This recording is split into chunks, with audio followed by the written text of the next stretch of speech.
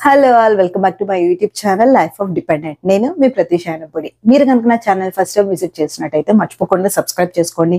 ఎందుకంటే నా ఛానల్లోని చాలా వరకు నేను pregnancy related and baby related videos అనేది పోస్ట్ చేస్తాను.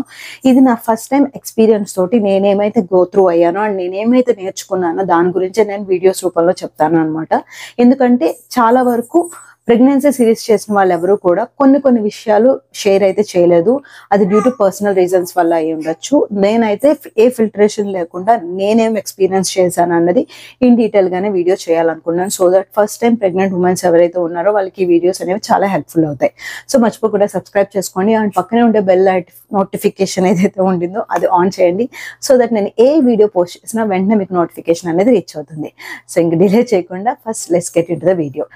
ప్రెగ్నెన్సీ టైంలో స్పాటింగ్ ఉన్నా కూడా ప్రెగ్నెన్సీ సక్సెస్ఫుల్ ప్రెగ్నెన్సీ ఉంటుందా అని అడిగారు కొంతమంది. సో దానికోసమే నేను ఈ వీడియో చేస్తున్నాను. సో నాకు ప్రెగ్నెన్సీ టైంలో స్పాటింగ్ ఇష్యూ అయితే ఉండింది అనమాట.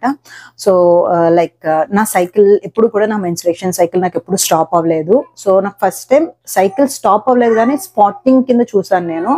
అదే టైంలో నాకు హై ఫీవర్ రావడం, హై ఫీవర్ కంటిన్యూస్ గా ఒక 4-5 days ఉండడం, దాని తర్వాత నాషియస్నెస్, ఆ స్పాటింగ్ అనేది నాకు కంటిన్యూ అవుతూ ఉంటుంది. సో నేను ఎక్కడో డైలమాలో ఉండే. సో నేను కొంచెం డైలమాలో ఉండే అనమాట. అది నేను అసలు ప్రెగ్నెంటా కాదా నాకు తెలియదు, కానీ ఒక భయంతో ఉన్నాను. ఎందుకు స్పాటింగ్ అవుతుంది అని చెప్పి స్పాటింగ్ అవుతూ ఉండేది అనమాట. సో ఆల్మోస్ట్ 1 month కంప్లీట్ అయిపోయింది. కంప్లీట్ అయిన తర్వాత నాకు వామిటింగ్స్ కానీ నాషియస్నెస్ కానీ చాలా వీక్ అయిపోయాను అనమాట. గ్రాడ్యువల్లీ వెయిట్ అనేది కూడా తగ్గిపోతూ వచ్చింది. టెస్ట్ ఎందుకు చేసుకోలేదని అంటే యుఎస్లోని ఒక గైనకాలజిస్ట్ అపాయింట్మెంట్ దొరకడం అనేది చాలా కష్టం. నేను యుఎస్ వచ్చిన 1.5 year తర్వాతే నాకు గైనిక్ అపాయింట్మెంట్ దొరికింది అనమాట. దట్టు నాకు ఆగస్ట్లో ఒక సో డేట్లో దొరికింది. సో నేను గైనకాలజిస్ట్ దగ్గరికి వెళ్ళక ముందే నేను ప్రెగ్నెంట్ అని నాకు అర్థమైంది అనమాట. కానీ నేను టెస్ట్ చేసుకోలేదు. ఎందుకంటే మనం ఏదైనా కూడా గైనకాలజిస్ట్ చూపించుకుందాం, వాళ్ళే చెక్ చేసి చెప్తారు అని చెప్పి నేను టెస్ట్ అయితే చేసుకోలేదు. చేసుకోకుండా ఏం చేశానంటే ఆ కన్ఫ్యూజన్లో ఉండడంతో ఫస్ట్ సైకిల్ స్కిప్ అయ్యింది. సో మనం ప్రెగ్నెంట్ ఏమో, సో day 1 నుంచి హెల్తీగా ఉండాలి అని చెప్పి heavy workouts, weight lifting, running అన్ని చేసేసాను అనమాట. ఇంకేదో ఒక్కటి వదలలేదు. నేను ఓవర్గా చేసేసేదాన్ని, ఓపిక లేకపోయినా చేస్తూ వచ్చేదాన్ని. మేబీ దానివల్ల స్పాటింగ్ అయిందో కూడా నాకు తెలియదు. సో ఈ స్పాటింగ్ సమస్య అయితే నాకు ఆల్మోస్ట్ 4th month వరకు ఉండింది అనమాట. అయితే నేను స్ట్రిప్ తెచ్చుకుని మధ్యలో ఆగస్ట్ స్టార్టింగ్లో అనుకుంటే స్ట్రిప్ తెచ్చుకుని చెక్ చేసుకుంటే ప్రెగ్నెంట్ అని చెప్పి కన్ఫర్మ్ అయింది. బట్ ఎంత కన్ఫర్మేషన్ ఉన్నా కూడా ఆ స్పాటింగ్ ఉండడంతో నేను భయంగానే ఉన్నాను. నా ప్రెగ్నెన్సీ గురించి నేను ఎక్కడ రివీల్ చేయలేదు అండ్ లైక్ ఇంట్లో వాళ్ళకి కూడా నేను మెన్షన్ చేయలేదు అనమాట. ఎవరికి చెప్పకండి అని చెప్పి అని అనుకున్నాను నేను. ఎందుకంటే డాక్టర్స్ కన్ఫర్మ్ చేయనివ్వండి అని చెప్పి, డాక్టర్స్ కన్ఫర్మ్ చేయనివ్వండి అని చెప్పి అనుకున్నాను. అనుకున్న తర్వాత ఏమైందంటే ఆగస్ట్లో వెళ్తే వాళ్ళు కన్ఫర్మేషన్ ఇచ్చారు. They can see the heart beat అనమాట. క్యాండీ హార్ట్ బీట్ ఉంది అని చెప్పి అన్నారు వాళ్ళు. హార్ట్ బీట్ ఉంది అని చెప్పారు, కానీ నా స్పాటింగ్ సమస్య ఉందని వాళ్ళు కూడా అది అనాలిసిస్ చేసి హెచ్సిజి అని చెప్పి ఒక టెస్ట్ ఉండింది అనమాట. ఆ టెస్ట్ చేసుకోమన్నారు. ఒక్క నిమిషం. ఆ హెచ్సిజి టెస్ట్ ఏంటంటే అది 2 times చేసుకోవాలి. ఫస్ట్ చేసుకున్న తర్వాత మళ్ళీ 2 days గ్యాప్ ఇచ్చి ఇంకొక టెస్ట్ చేసుకోవాలన్నమాట. సేమ్ అదే టెస్ట్. ఈ 2 daysలోనే మనకి ఆ హెచ్సిజి కౌంట్ ఏదైతే ఉండిందో పెరుగుతూ రావాలన్నమాట. ప్రెగ్నెంట్ ఉమెన్కి అది పెరుగుతూ వస్తుందంట. నాకేమైందంటే నేను ఫస్ట్ టెస్ట్ చేసుకున్నాను. 2 days తర్వాత మళ్ళీ నేను సేమ్ టెస్ట్కి వెళ్ళినప్పుడు వాళ్ళు ఏం చేశారంటే ప్రెగ్నెన్సీ టెస్ట్ చేశారు. నాకు మామూలుగా తిను ప్రెగ్నెంటా కాదా అని బ్లడ్ రూపంలో కన్ఫర్మేషన్ ఇస్తారు కదా, ఆ టెస్ట్ చేశారు. ఆ టెస్ట్ చేయడంతో మళ్ళీ డాక్టర్స్ ఏం చెప్పారంటే మళ్ళీ టెస్ట్ చేయించుకో అని చెప్పి అన్నారన్నమాట. సో నేను ఆల్మోస్ట్ 5 days గ్యాప్ తర్వాత చేయించుకున్నాను. 2 days గ్యాప్ది కాస్త 5 days గ్యాప్ అయింది. గ్యాప్ అవడంతో రిజల్ట్ అనేది వచ్చింది. యాప్ ఉంటుంది, యాప్లో రిజల్ట్ చూసుకోవచ్చు అనమాట.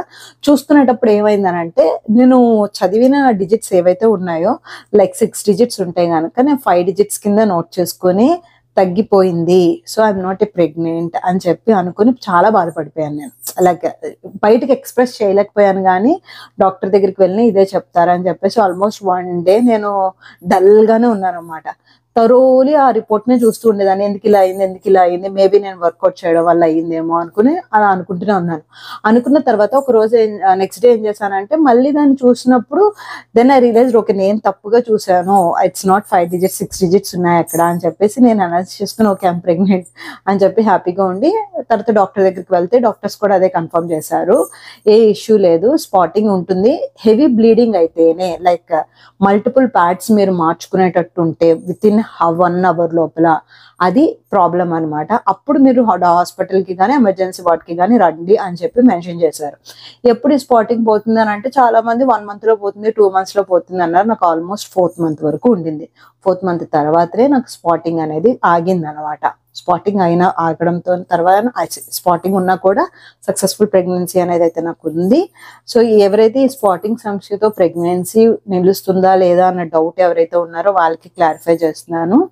ప్రతి ప్రెగ్నెన్సీ అనేది కామన్ ఉండదు, నాకున్నట్టు మీకు ఉండాలని రూల్ లేదు. సో ఒకసారి డాక్టర్ తోటి మీరు త్వరలో చెక్ చేయించుకోండి. ఆ నెసెసరీ ఆ టైంలో వేరే ఏమైనా మెడిసిన్స్ వాడాలన్నా లేకపోతే వేరే ఏమైనా ట్రీట్మెంట్ చేయాలన్నా కూడా డాక్టర్సే మీకు సజెస్ట్ చేస్తారు.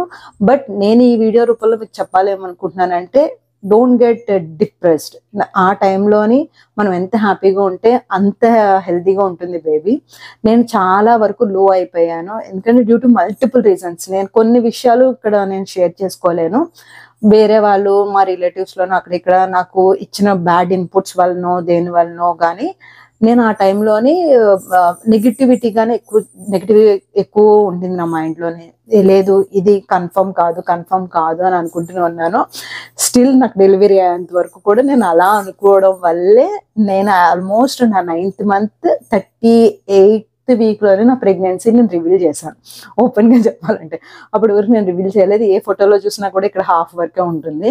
సో మేక్ షూర్ మీ ఎంటైర్ ప్రెగ్నెన్సీ హ్యాపీగా ఉండడానికి ట్రై చేయండి, ఎందుకంటే ఆ ఎక్స్పీరియన్స్ ఏదైతే ఉంటుందో మళ్ళీ తిరిగి రాదు.